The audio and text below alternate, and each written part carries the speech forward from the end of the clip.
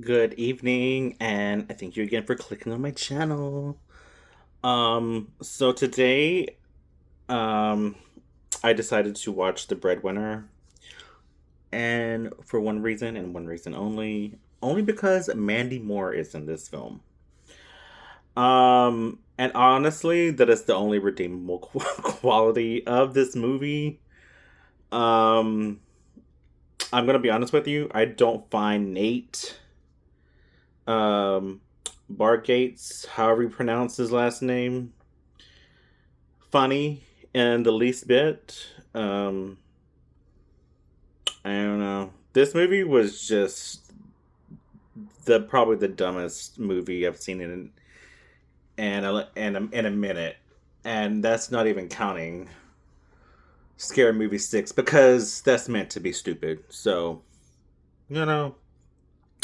All right, so this movie is um basically when Supermom lands a deal on Shark Tank, she switches roles with her breadwinning husband, who struggles to adapt as a stay-at-home dad with their three daughters.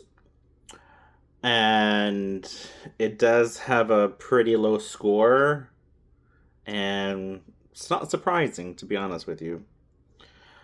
So obviously you have Nate, who plays Nate Wilcox in the movie, Mandy Moore, who plays the wife, Katie Wilcox, Colin Jost, who you probably know from SNL, plays Connor Ashford, Zach Cherry. I'm only familiar with him from the series um, Severance, but he's been in other stuff like Succession, Shang-Chi, some voiceover work. Um, um, you have Kumail Nanjiani, Will Forte. The daughters, I'm not familiar with them, but you know. And you got the Shark Tank people, and Lori Greiner was the one who signed her to get the deal. Um, so, in my honest opinion, like I said, I didn't find this movie in the least bit funny. Um, was it watchable? Sure. This is like one if you don't have anything to watch at all, and you're like, okay, but I would not recommend this movie. I'm sorry, I just wouldn't. Again, like I don't find him funny. This movie wasn't funny, and again, the only redeemable quality is Mandy Moore. So take that however you want to take that. Okay, so the summary of this is reviewers say the Breadwinner delivers charming, family-friendly entertainment that appeal across generations with frequent laugh out loud moments and wholesome humor. I don't know where the laugh out loud was, but okay. The ensemble cast works well together, though individual performances receive mixed reactions. However, the film struggles with shallow characterization and lacks of character depth. While the writing feels flat with cliche dialogue, engagement levels polarize audiences. Some find it delightful and entertaining throughout, while others consider it boring and predictable, with a few leaving early. Yeah, I don't think I would ever had watched this in theater. Not in the least bit. All right, so let's go with some reviews. This one was kind of mid June. You want it? Okay, I'm gonna try to read this, but I'm reading it how I'm reading it. Okay, you want it work and to like it, but doesn't, and it's hard to. Look, I read what it says, and I don't even know what I just said. Idea was sound, delivery tries too hard. A shame good character sets actors with time to deliver the goods. Whoa. whoever you are, you need to work on your writing. On a deeper level, it falls into the useless, incompetent dads stereotype category, doing harm to dads like all the other shows that reinforce such notions. Sadly, as if men are only good for going to work and are emotionally stunted idiots beyond that, waiting for the moms to save the day. Well, you know what? Whoever you are, and I hate to be that cliched person, but I don't know many dads who can like stay at home and do it all. And maybe it's because like they never were left alone to do it all. But my father, I'm speaking from, you know, from experience, I felt like he was only good at one thing and one thing only. Maybe two things. That's going to work and coming home, drinking a beer, watching Bonanza. Okay? There you go. There you go. All right. This one gives it a 6 out of 10. I think this person is being very generous with that, but it's John Larson.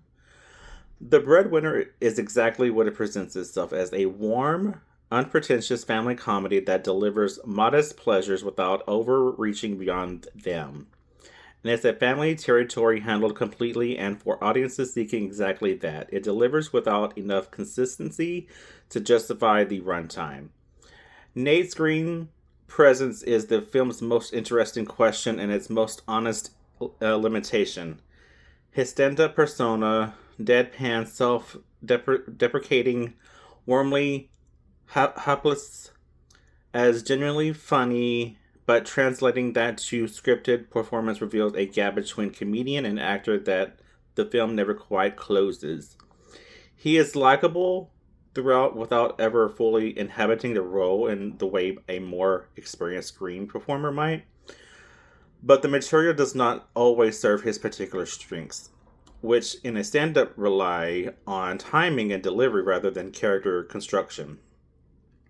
Where the film finds its best moments is in the supporting ensemble. Colin Jost is a genuine bright spot.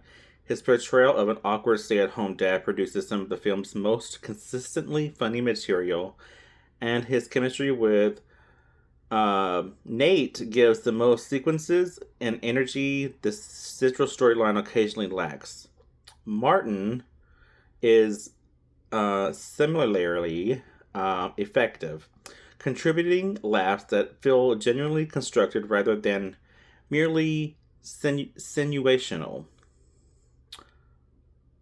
Um, the comedian ensemble surrounding Nate compensates considerably for the screenplay's tendency toward individual jokes that work better in an isolation than as part of a sustained comedic whole.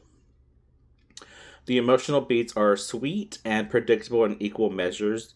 The film gestures toward something genuine about domestic labor and fatherhood without earning those gestures throughout anything sufficiently specific or surprising.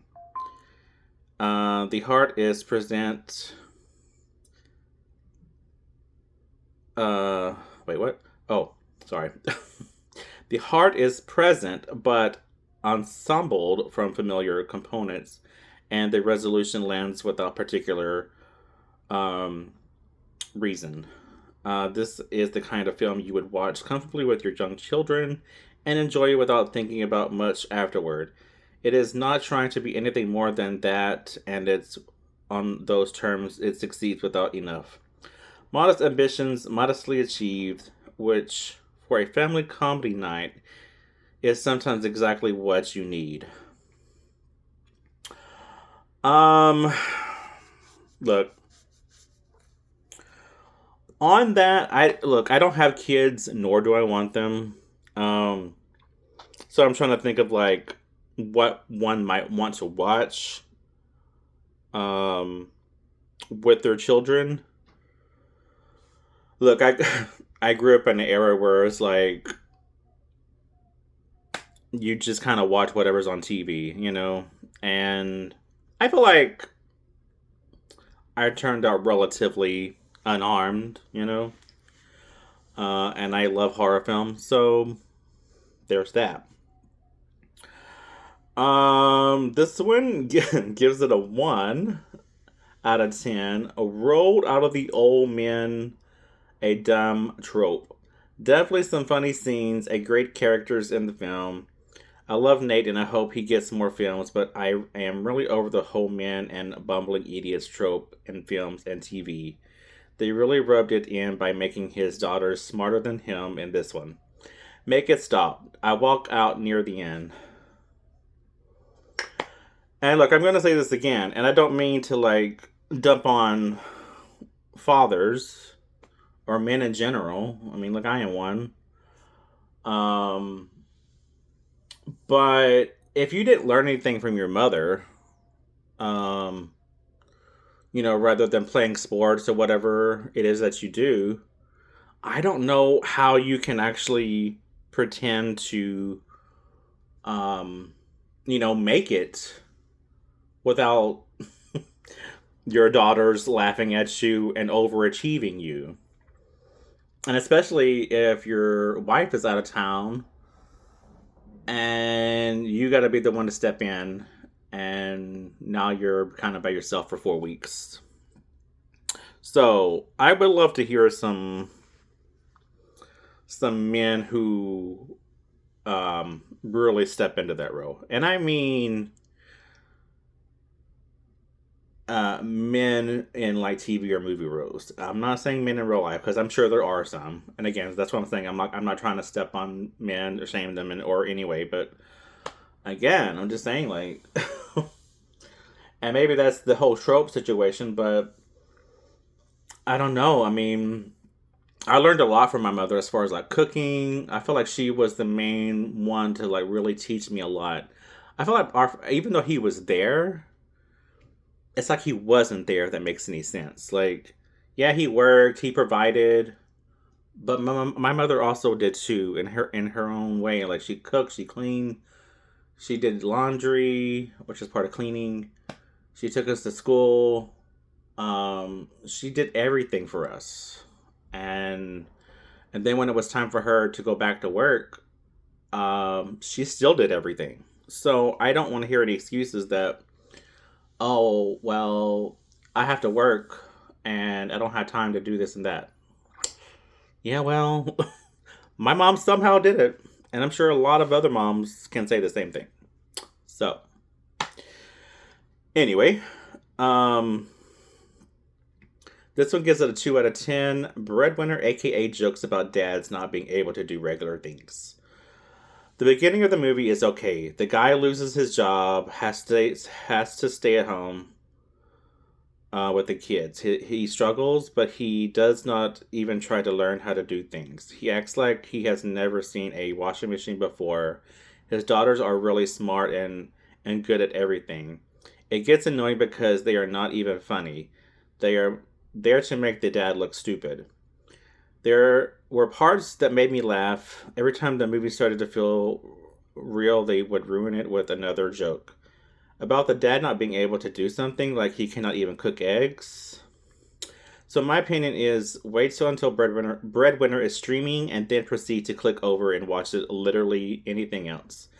Breadwinner aspires to be an average movie. I'd pretty much agree with that. I mean, yes, they do really make him look like an idiot. And I don't know if that was the point of the movie, you know what I'm saying? But they did it. They did it. Um, and look, here's another 1 out of 10. Utterly horrible is what I'm getting out of this. And that's what it says. It's so incredibly lazy. I have no idea who the target audience is. The entire idea of this movie is that the dad is so unbelievably incompetent that he can't do a single thing correctly, and it gets to a bunch of different problems. It is one of the worst movies I've seen in my life. This movie was probably written in a few hours, and it isn't completely AI. Um, yeah. Definitely agree with that one. Last one. Another 1 out of 10. Oh, wait. I already read that one, so that was the last one.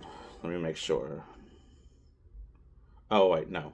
Here's the last one. Someone actually gave it a 7 out of 10. I don't know who this is, but better than the metric score. A uh, I was laughing throughout a lot of this movie. Why couldn't you just say throughout the whole movie? I hate when people don't know how to write. I typically don't even watch PG movies, but I find uh, Nate to have a likable personality. I don't know who you are, but okay. It was definitely over the top, but the jokes were there in handfuls.